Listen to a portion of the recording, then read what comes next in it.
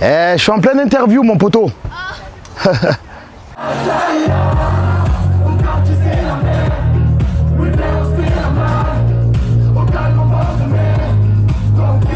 Moi, je suis hyper content. Hyper content, je crois que c'est la 23e édition. Après 2 années de Covid de merde, retrouver la scène, retrouver son public, sa ville. Quoi de mieux? La tentation est souvent la raison de la prison. Le bien en soi est plus fragile que la soie. Je m'assois et des questions. Ah, Là, c'est retour vers le futur, c'est incroyable. Tu faisais quoi comme scène à l'époque là? Là, je faisais ce qu'on appelle à Marseille des guinguettes, des fêtes de quartier organisées l'été. C'est un titre d'une mixtape qui s'appelle Turntable Dragons. C'était un collectif de DJ où à l'intérieur il y avait le très grand regretté Sia Style, mon DJ. Et voilà.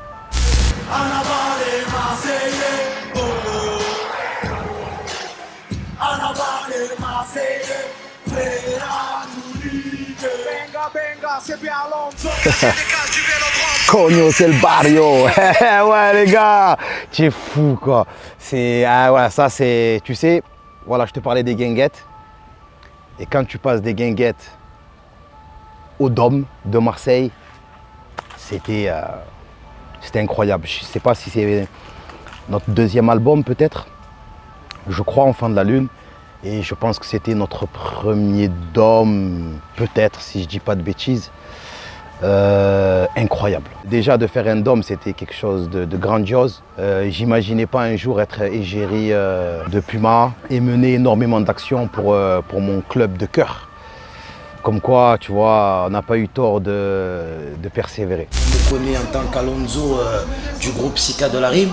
Et je pense qu'un album solo, c'est là où on se découvre le plus. C'est là où avec mes cheveux, j'ai tout testé. Hein. Les gars, j'ai fait toutes les coupes du monde. C'est incroyable. C'est une étape super importante pour la suite de ma carrière solo, justement. Incroyable.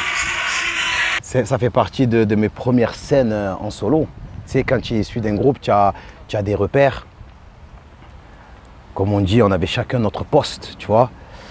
Et quand tu dois affronter ton public seul, c'est totalement différent. Et c'est vrai que, comme je le dis dans la vidéo, c'était une étape très importante pour moi. Quand tu as 15 ans de carrière avec ton groupe et que tu te retrouves en solo, c'est une nouvelle carrière en fait, tu vois. C'est tout nouveau. Et d'ailleurs, ça s'est super bien passé ce soir.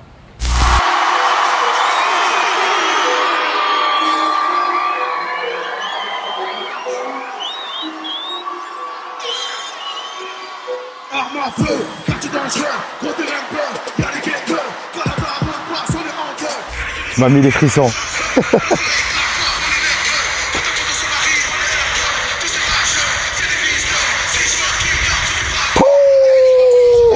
J'ai des frissons. Et là, pour moi, c'est... tu sais, chaque artiste a une carrière, a sa propre carrière. Avec mon groupe, ça a pété pratiquement dès le premier album et en solo, il m'a fallu 2 albums où je me cherchais.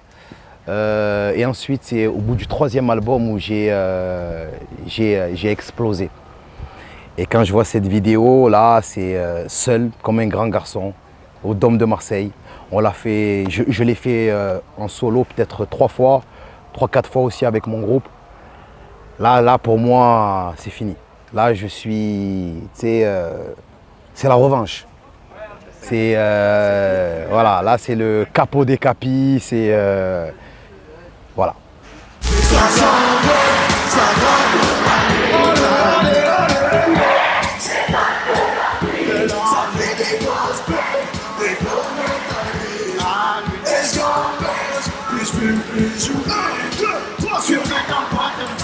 Jul avait déjà un style très marqué, mais c'est vrai que je pense que c'est sa première collaboration, en tout cas, qui a énormément fonctionné. C'est-à-dire le morceau il est rentré d'entrée numéro 1 sur iTunes, des millions de vues. C'était le morceau normal, c'était incroyable et je pense qu'à partir de ce morceau a commencé à naître une amitié et plein d'autres titres avec ce grand artiste. Le rappeur le plus fort du monde, je l'appelle comme ça. C'est le rappeur le plus fort du monde. Le mec, c'est comment vous expliquer. Il s'appelle Monsieur Alonso, vous connaissez? Ouais, tu as décidé de, tu as décidé de mettre des frissons en fait, j'ai compris. Là, on est au stade Vélodrome. Donc, je te parlais des guinguettes de quartier. Ensuite, on est passé au Dôme.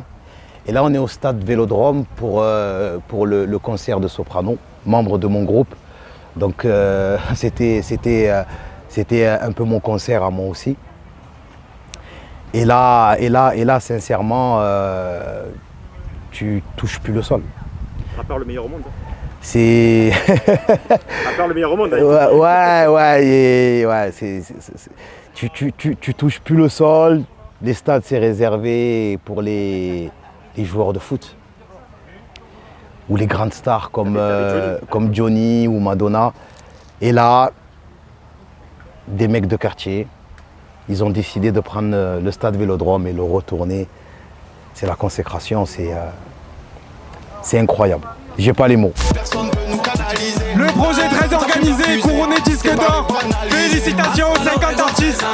Félicitations à vous, messieurs. Et merci bien, et merci.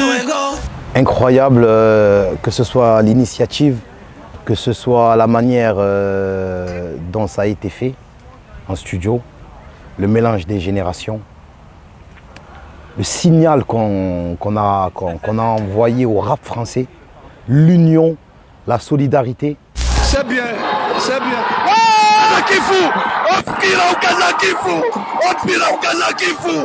Magwali Maïli, Patima. Eh bien oui, j'ai des trucs. Eh oui, regardez.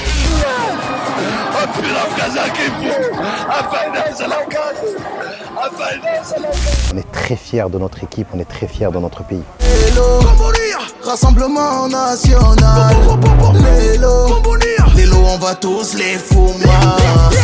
On est tombé dans ce qu'on appelle le groupe de la mort. On a un groupe pour notre première qualif très difficile. Mais voilà, une compétition reste une compétition et on va y aller avec la hargne. Je pense que c'est quelqu'un de super talentueux et c'est quelqu'un que j'écoute depuis petit. Alonso, c'est vraiment c'est une légende. J'ai oublié que j'étais un ancien, voilà. C'est une légende et on s'en rend pas compte. Et ça tue. C'est incroyable, tu vois, même moi je l'oublie. Et je sais pas si c'est volontaire ou pas. Tellement que je suis un compétiteur. Je ne regarde jamais dans le rétro. J'ai sorti une mixtape en 2010, rétrospectif un peu, où justement j'ai empilé pas mal de couplets à moi et j'ai appelé ça un dernier coup d'œil dans le rétroviseur. Depuis là, je ne me suis plus jamais arrêté. Je ne regarde par derrière, tout droit.